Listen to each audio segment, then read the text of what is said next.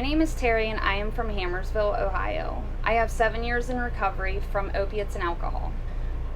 Teri, thank you so much for taking the time out of your busy schedule to come here to Georgetown, Ohio and share your experience, strength, and hope with us. We really appreciate it. Can you share a little bit about your childhood?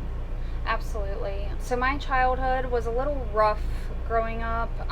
My father was an alcoholic and our family struggled a lot through that. My mother was kind of the anchor for all of us, but my dad was a great provider. He worked very, very hard.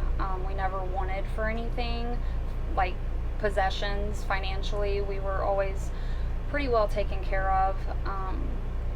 But there was always a party going on. There was always people. I remember my mom having to come in and like lock the door with behind her. She would sleep in the bedroom with my sister and I, just because dad, he would bring people home from the bar that we didn't know. There was always strangers in the house.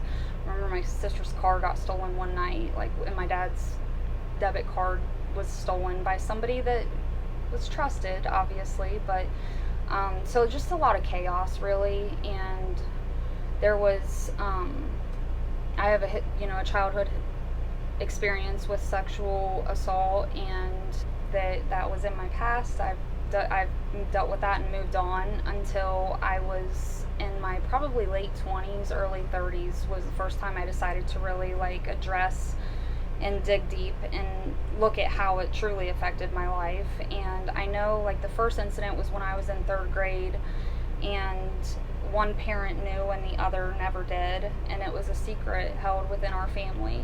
And while I look back and think, I don't think the one parent would ever intentionally cause any harm, but being that was held a secret for so long, I feel like it did have some impact. And then there was another incident when I was probably a senior in high school, and also having that be kind of pushed under the rug, and then to have to watch that person happy out with his family and out with his friends, and then later on his family, because we live in a small town, so you run into people everywhere and never know, walking through a Dollar General aisle and run face first into this person. And it just, as much as I'd like to put on the tough exterior, that has no impact, he has no control over my life, I was still completely numbing all of that with whatever I could get my hands on. Really wasn't any one substance, but the impact of never addressing how the trauma truly affected me literally fed my addiction. What was your first use like, and what did it do for you?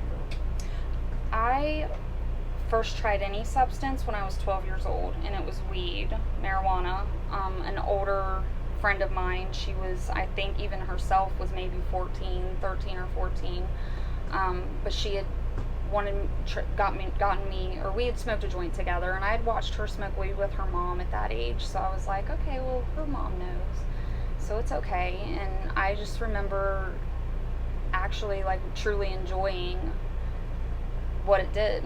It kind of got me out of my head for a little while, and I was able to really kind of just let loose and have fun, not hold on to all that anger and resentment that I didn't realize at the time I had, but I know I had, because of how I started acting as a child and kind of distancing myself from my family. I was always with my friends from the time or they were at my house. Our house was the spot. My dad would tell you it was him and 10 women or girls, always. So, but that was his reason for always being gone. But I just always had to be around somebody. And then I also remember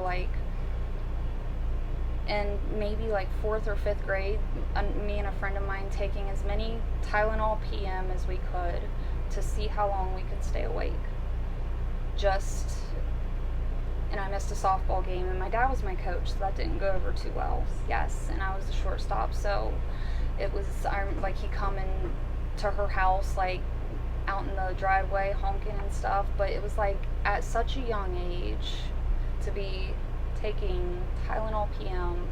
I mean 3rd or 4th grade we were probably in, so that the Tylenol PM, but as far as like an illicit type substance, especially back then, marijuana was not legalized anywhere, so you weren't allowed to know. But um, it was just, and also that feeling of like getting away with something kind of fed the what I never would have said was addiction. It was definitely an addiction. Can you share a story from your active use? Those One of the stories that probably pops out the most is when I was injecting heroin. We were on our way downtown. When I say downtown, I mean Cincinnati, because that's just where we always went. And I remember, going to the dope boy's house and just feeling like so important, I guess, because we were getting stuff for everybody back home. And it was almost like, again, we were just getting away with something and we were in our own little world. And 10 years of that, I remember the last time I actually went downtown Cincinnati to get heroin I was at a stoplight and I was looking at this woman in the car next to me, and I had no idea what her life was like, but I didn't care. It was like, any life but this, I wish I was her. I did not want to be me anymore. I hated how I was living and I didn't know how to get out of it. So in the beginning, it was fun, and that's probably and it numbed everything, all my anger, resentment, any pain that I was holding on to from my past and from my childhood.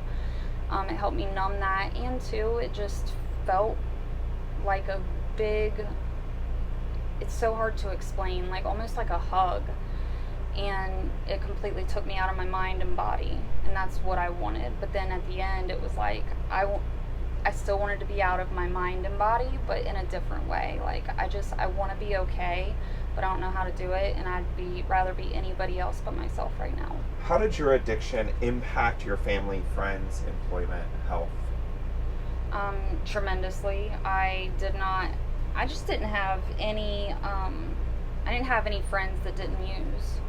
I lost all of my good friends from high school and stuff. Like, we used to hang out even after high school, and I have one best friend who now I still talk to, but during that time, I completely ruined that relationship because I stole off of her.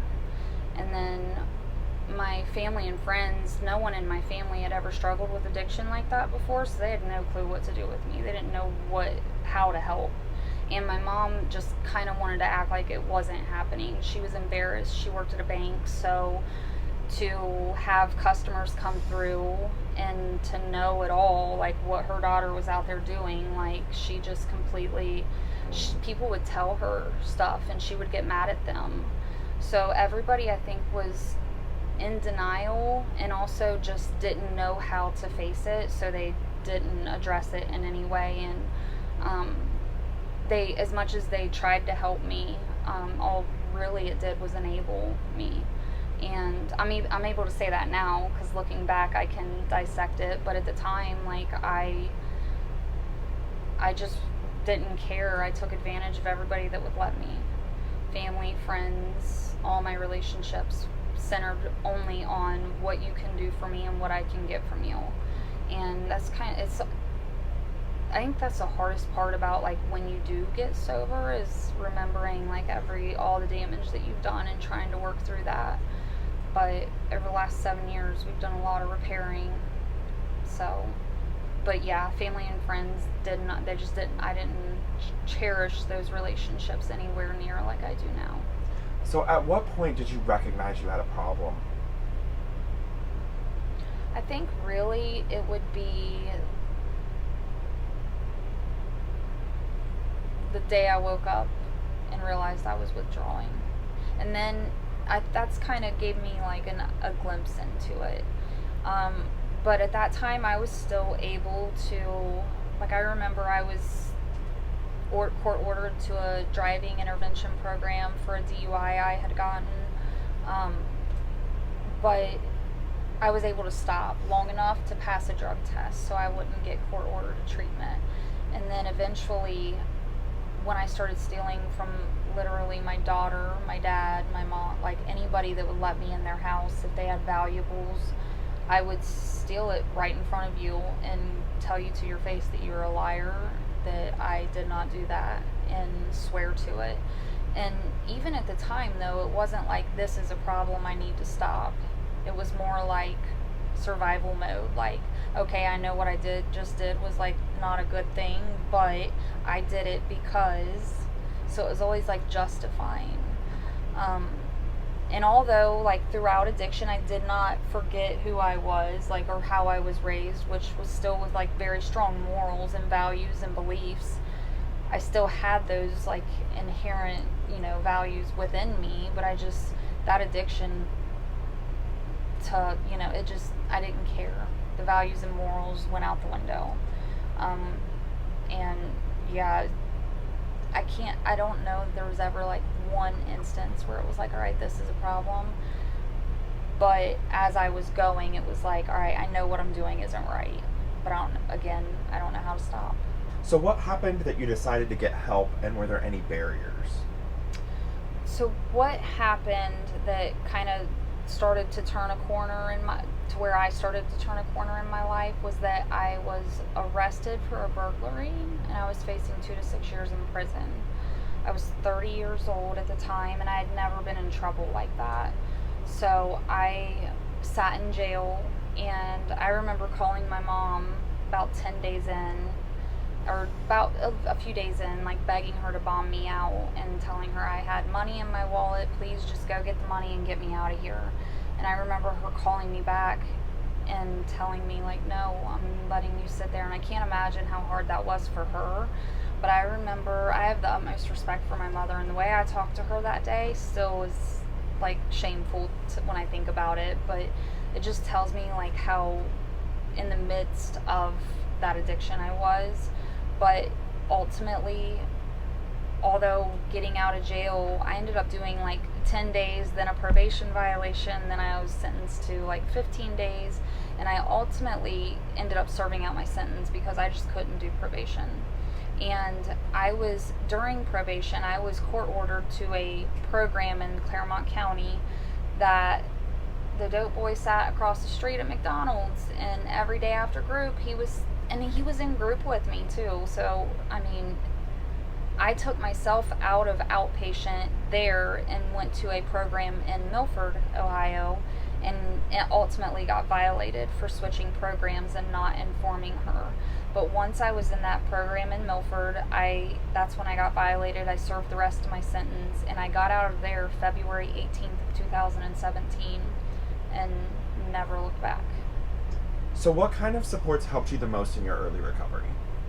The supports that helped me the most were just family, having good people around me, having my friends from high school, also going to 12-step meetings. Church is a big part of my recovery. Church-based groups also are a big part.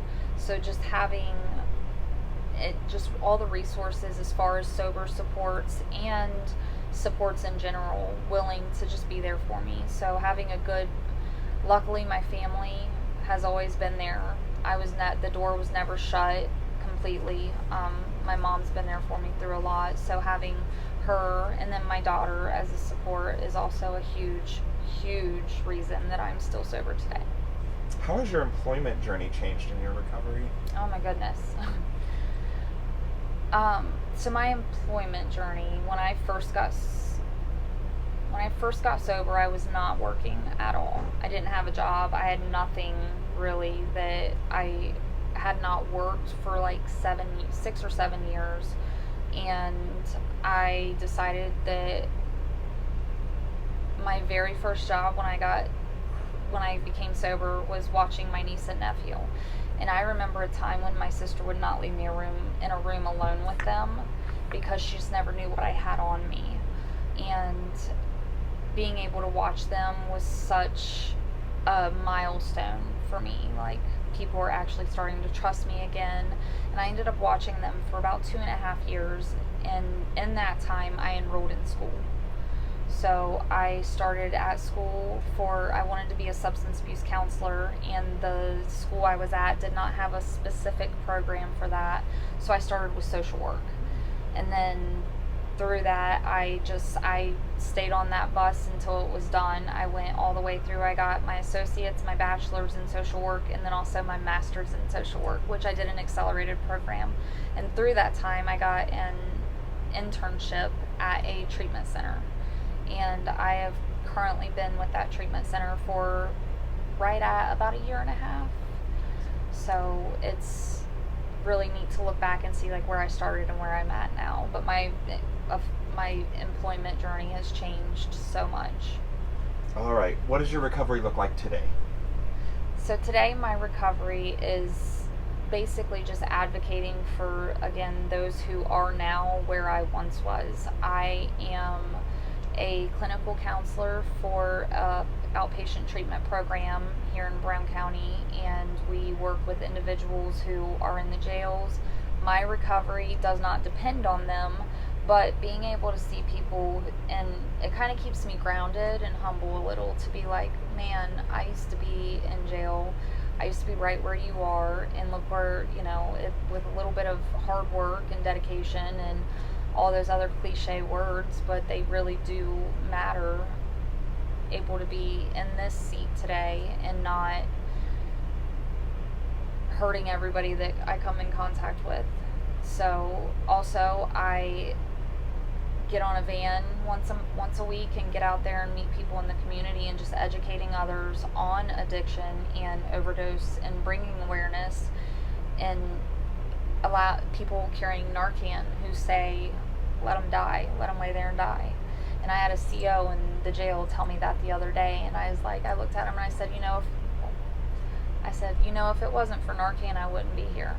And he's somebody that I have a really good rapport with, but he had no idea I was in recovery. And he sat there for a minute and he was like, man, I feel like such an asshole. And I feel like such an asshole. And I was like, I would never say that to make you feel that way. And he's like, I know, but because you didn't say it that way, it makes me feel even worse. If you'd have said it that way, like, it would have pushed me away. He's like, but I know that's not why you were saying it, but all right, give me some Narcan. So I was like, oh. So I took a coworker of mine, I sent with her 20 Narcan for all the COs to carry individually. So just even little moments like that, it's like going from saying, I don't want to carry Narcan. It's their choice to use. Let them die, and then to turn around and ask for Narcan, just so. Even in the jail, there's been so many overdoses lately. So bringing awareness to overdose and to people again who are in jail, and that I can sit with and have good conversations with, and them thank me when they get up and walk away, like that is very fulfilling to me in my journey of recovery, especially. How has your recovery helped to heal relationships with your children? So I have one daughter. She is now 21 years old. I was young when I had her, so we kind of grew up together. But she went through a lot with me. She really did. And being in recovery with her more than anybody, I had to give it time. I had to let her have some time to see that I was doing good, and that I was serious about staying in recovery this time. But being able to kind of be there and show up in her life now when she needs me has been, being able to do that over and over and over again has slowly definitely formed a great bond with her. She and I have such a great connection. I'm the first person she calls when she gets good news, bad news, when she needs help with something. I know a lot of people say their children are their best friends, but she really is probably my best friend. What dreams do you have for your future?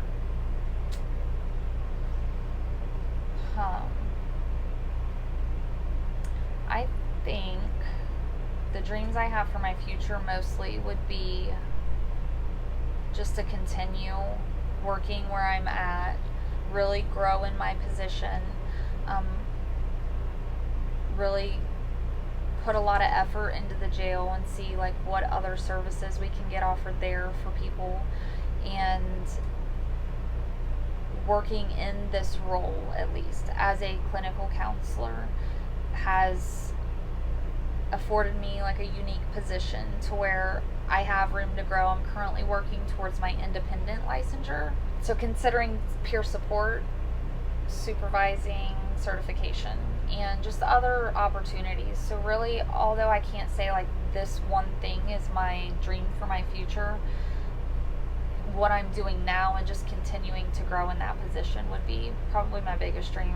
And of course, with my family and my little farmhouse out in the middle of nowhere with my 3 big dogs is perfect. It's like I'm almost where I want to be. I'd like you to look into the camera and share some inspiration and hope for someone who's still struggling. So you're talking to somebody at the jail, they come in, they're struggling. What are you going to say? There are people out there, I'm one of them, that are willing to help you, and you have it within yourself. Right now, you have every tool you need to get where you want to be in life. Sometimes it takes others who are more skilled or more knowledgeable in certain topics, such as recovery, to help pull those tools and skills out of you. But you already have everything you need to get where you want to be in life.